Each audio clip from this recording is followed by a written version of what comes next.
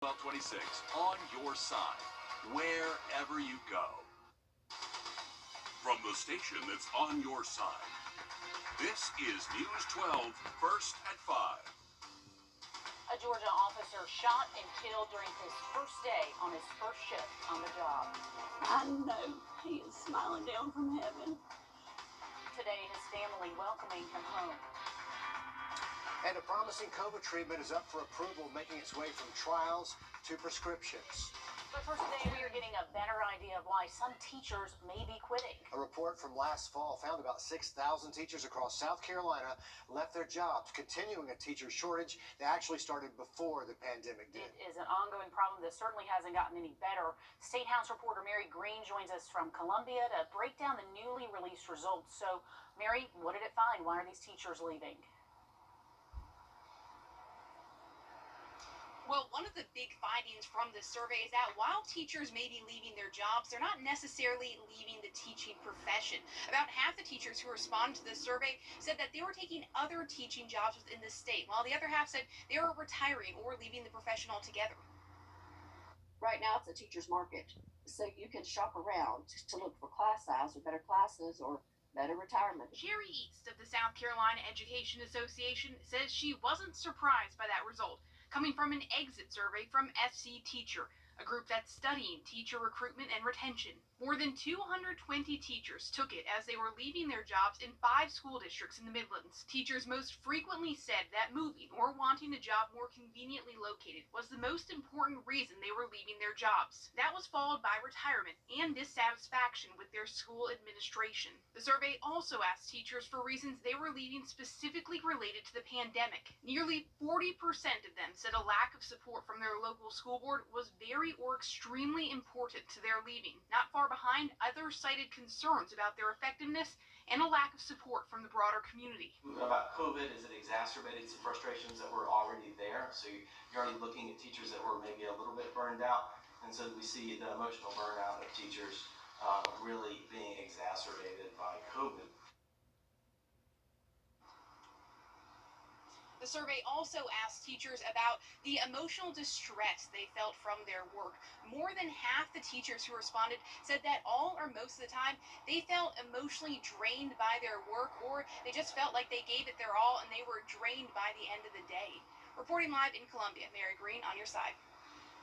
And the survey also found that teachers with 5 or fewer years experience say they were more stressed by their work than those with more experience. But those teachers with more experience say they left their jobs because they were concerned about health and safety more than less experienced teachers. Much more news ahead after we give you a live look at downtown and check in with First Alert Chief Meteorologist Riley Hale. Not too bad out there, Riley. Not those clear blue skies we were hoping for that we saw on Sunday. I know that cloud cover really moved in this afternoon. It's really kept our temperatures from increasing too much. Temperatures at the moment in Augusta, only 74 degrees. Same thing in Aiken. If you go a little bit further north, only near 70 degrees at the moment in Saluda. Where there is a little bit of sun peeking through the clouds, we are hitting temps near 80 in Gibson, Waynesboro as well. This cloud cover will start to break up as we head into tonight, but it's fairly thick across most of the region at the moment. We are seeing a little bit more sunshine, though, than what there was out there earlier. High pressure is in control, going to keep our weather pattern pretty quiet over the next couple of days. More active weather across the plains where they actually had to battle some tornadoes out there earlier. Now, currently speaking, this is looking westbound down I-20. You can see just this low-level hanging cloud cover. This is going to start breaking up as we head into tonight, but thankfully, it has kept our temperatures in place. Only 74 degrees at the moment, so if you are stepping out, temps will hold in the 70s at least through sunset. After that, we're just going to gradually see our temperatures drop into the mid to low 60s by tomorrow morning. We are looking to stay above average this week, but there is a cold front in that 7-day. We'll have a look at that in just about 10 minutes. Riley, thank you. The drug maker Merck asking for FDA authorization for their pill, which would be the first oral antiviral for treating COVID. It's a treatment for those who have the virus as opposed to a preventative measure like the vaccine. Our Tanisha Woodard hears from our local health officials, takes a look at a possible timeline when we could see this approved by the FDA. It's a potential game changer in the midst of the pandemic. These pills have only been studied in those who have not gotten the vaccine, but it's in advance. Folks don't get as sick when they take the pill. Dr. Roger MacArthur is the infectious disease specialist with the Medical College of Georgia, and he says data shows the pill reduced the need of hospitalizations by roughly 50%. The excitement is that we can develop drugs that have activity. He says it inhibits the virus, stopping it from replicating, and less virus lowers the need for inflammatory responses. And I'm most excited about the speed with which there appears to be an effective antiviral targeting SARS-CoV-2. He says the number one way to prevent COVID is taking the vaccine. But for those who are still hesitant, this pill could be more convenient and help continue to decrease hospitalizations and death rates. The early word is they're not seeing any concerning signal. The technology is in place. We can do this, and we can work to really reduce the number of cases and, in fact, eliminate the virus. Tradisha Woodard, on your side. And local health officials say there are still a lot of questions about distribution and when doctors can write a prescription. They say the first step is waiting for that approval from the FDA, and that could come as soon as Thanksgiving. Could be a real game changer. And doctors at AU Health tell us they're doing their own research on 3 different pills to treat COVID. The patient would take the pill for 5 days, but right now their pill is not approved either. The first executive heading to prison for taxpayers. Today, a South Carolina judge accepted the negotiated 2-year sentence for Marsh. Marsh has cooperated with investigators, spending at least 7 days talking to the FBI. People lining the streets in Dublin, Georgia, to honor a law enforcement officer killed over the weekend as he's escorted back home. An impressive sight there. 26-year-old officer Dylan Harrison ambushed, shot outside the Alamo Police Department. It was early Saturday morning. His first shift on that new job. He's survived by his wife and 6-month-old son. His parents calling the ceremony today beautiful. I wish I could have known him. He was the kindest, sweetest soul you would ever meet. And I'm having such a hard time understanding why he's gone. It's senseless, and I just can't find a reason that it happened. The GBI says 43-year-old Damian Ferguson is charged with that murder. They say Ferguson attacked Harrison in retaliation after the officer arrested a different man on Friday. Officers took Ferguson into custody yesterday afternoon at his Alamo home. People who work at the Circle K heard those gunshots Saturday. I was on my way back in and I heard the shot. I just thought it was like a firecracker or something. I thought it was crazy. I wanted to quit my job because I was scared. Ferguson is also charged with aggravated stalking related to a previous domestic incident. A South Carolina prison correctional officer can spend up to half of their 12-hour shift locking and move from one dorm to another, observation towers, and moving the rec yards so inmates can be more visible to the guards. He says these improvements would have helped officers 3.5 years ago during deadly riots in Lee County. While some of the specifics are still in the works, the process of improving prisons is starting now. Travelers left scrambling to get home as Southwest Airlines still faces some major flight delays. Nearly 400 flights canceled again today and at least another 750 delayed. The airline says the cancellations are because of air traffic control issues, disruptive weather, and staffing shortages. Southwest is the only airline experiencing these significant challenges, though. Passengers left in a lurch. I have about $4,500 charged on my card pending for all the different hotels, Ubers, everything that we had to go back and forth with. So on social media, the airline apologized for the setbacks and asked for patience. They're asking affected travelers to use the self-service rebooking option, and good luck getting that flight. Families in an Orangeburg trailer park facing eviction as new owners tackle several code violations. Residents at Crepe Myrtle Village Mobile Home Park got notices back in July, but thanks to several eviction extensions, they have until November to leave. The new owners say they need to fix code violations like foundation and plumbing issues, but a lot of people who live there worry they can't save up enough money to pick up and move. You got a young lady that been here for 13 years. That's all she know. Got another man that done been here. You know, his trailer paid for. You know, it ain't like they got a bunch of money. They wouldn't have been staying in the trailer park if they had a bunch of money. The new owner's attorney says they have offered financial assistance. Residents say it's not enough. Well, despite all the clouds, we are staying mostly dry out there this afternoon. We'll have a look at some hotter temps this week in our next chance for rain after the break. Also ahead, huge hail, strong wind, tornadoes, all hitting the Midwest. We're going to look at the damage and the recovery when First at 5 continues. Oklahoma. She mentioned more bad weather on the way there, and it could happen overnight. Which is really dangerous, as we know. You can't get weather alerts sometimes. You're asleep. So, First Alert Chief Meteorologist Riley Hale here to tell us what that area can expect. Yeah, they saw 73 severe weather reports yesterday, and just take a look at the map here. You can see a large swath where there was 16 tornado reports across Oklahoma. Some of those even extended into southwestern Missouri. So all this is connected with this area of low pressure and cold front, and they're expecting another very active night into our Tuesday once again.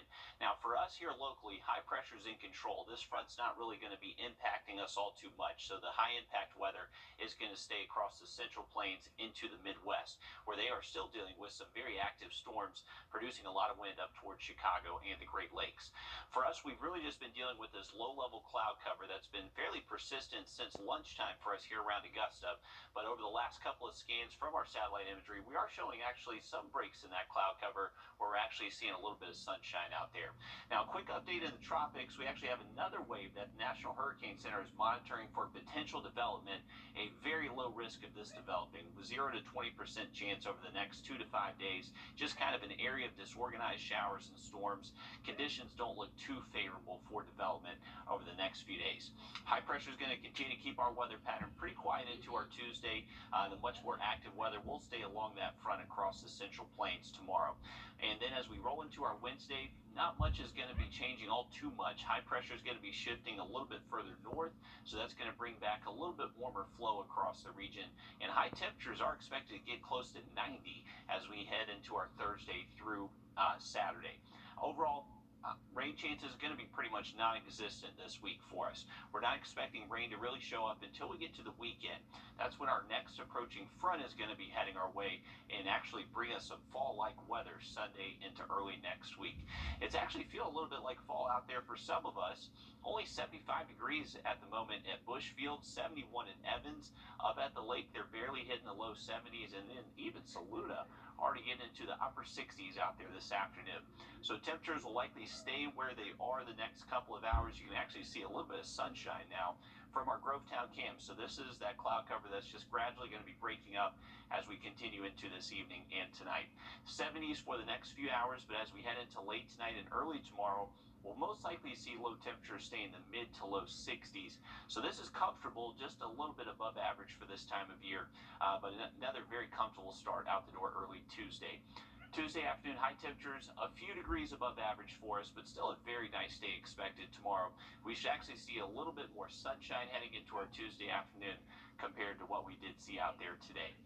If you do have lake plans, one thing to watch out for is that since we saw so much rain last week, the lake is very full. It's actually close to 3 feet above full pool.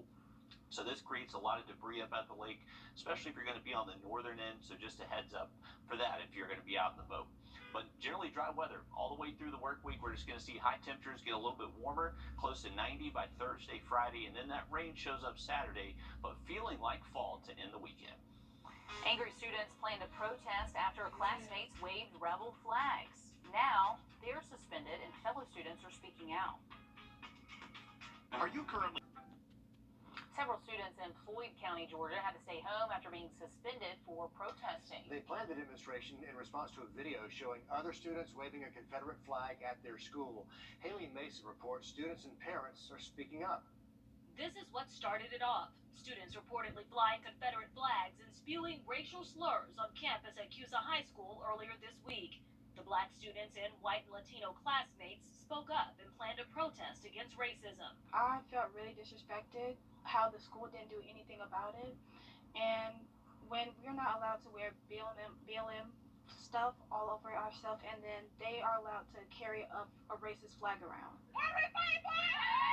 Early Friday morning, police had the campus lined, keeping the student protest line back. Administration had warned the day before it would clamp down, making this announcement. The administration is aware of tomorrow's planned protest. Activity of this kind will not be allowed here at Cusa High School. The announcement threatened disciplinary action for even having a flyer announcing the protest. Students tell us they were suspended for making protest plans and arguing with the administration about racial slurs and the flag. But students say those suspensions were only for certain kids. Black students. All the African Americans that was up there, they suspended them. They didn't suspend me. They didn't suspend her either, and we both disrupted all of the extra classes. Their parents tell us they were served suspension papers not only by the principal, but by police. I made multiple calls to the school district with no response, so I looked into the state data for suspensions in Floyd County. In 2020, it breaks it down by race. 8% of black students were suspended, the highest number. 6% were 2 or more races, 4% white, 2% Hispanic. These students saying they want all of that to change. Well, parents say they're upset the complaints have gone unresolved so far. So now their kids, they say, will have to miss homecoming after being suspended from school. So obviously a lot of anger in Floyd County up there near the Northeast Georgia mountains. Also today, Tiger Woods reportedly spotted back on a golf course this weekend, 8 months after that car accident, but not to play. People magazine reporting the 45-year-old was at a Florida golf course with his girlfriend and his 12-year-old son, Charlie, who was competing in a junior tournament there. You may remember Woods injured his right leg after this car accident in Southern California. Doctors had to surgically repair bones in his ankle and his foot, and he's been in physical therapy for the last several months. Always good to see Tiger back on a golf course there. And if you have plans to maybe hit the links this weekend, we are anticipating our next chance for rain to head our way Saturday. Now look at the 7-day just after the break. Let's oneway.com. You're watching News 12 on your side.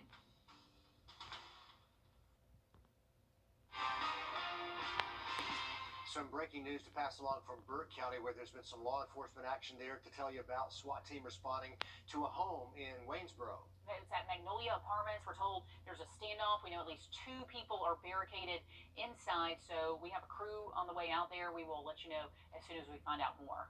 Also today, check this out, some new art in downtown Augusta going up as we speak. This is fresh art. Local artists Jason Craig and Jackie Mayo Van Dyke just finishing up this mural over the weekend. It's on the corner of Broad and 8th, and they plan to paint another one this weekend right around the corner from this one. But we love all of this new art going in downtown. It really adds something to it. I like the spaceman theme there with signs of the Zodiac all around them, but that's a good one. I have to look for that downtown on Broad Street. Riley? That's pretty cool stuff right there. And luckily the weather was great for them to get that done out there this afternoon. And temperatures over the next several days are gradually just going to be getting warmer for us. We'll stay in the mid-80s Tuesday and Wednesday, but by Thursday into the weekend, we're expecting highs to reach the upper 80s. Wouldn't be surprised if a few spots do briefly hit 90 heading into later this week. Now, currently speaking, we're actually seeing the most sunshine we've seen over the last several hours. This is looking westbound out of our Grovetown cam. You can see the sun finally peeking through, breaking up that low-level cloud cover that was fairly dense across most of the area. We're still at 75 degrees and likely we'll stay in the 70s the next several hours. So if you are stepping outside, feeling pretty good out there. And we'll likely just see these clouds just stay passing by and stay partly cloudy into the overnight and tomorrow morning. Low temperatures early Tuesday, going to feel pretty good. Mid to low 60s, just a little bit above average for this time of year, but very comfortable outside to wake up to early Tuesday. Throughout the day tomorrow, we'll likely see a few passing clouds. High temperature is going to be a little bit warmer for us, at least hitting the mid-80s tomorrow afternoon. So continuing our dry streak, and that should continue through the rest of the work week for us. Just going to notice our temperatures gradually getting warmer each afternoon through Friday, and then a cold front shows up. That could bring us a few showers, maybe even a thunderstorm by Saturday, but that is going to drop off our temperatures for the second half of the weekend, finally feeling like fall again by Sunday.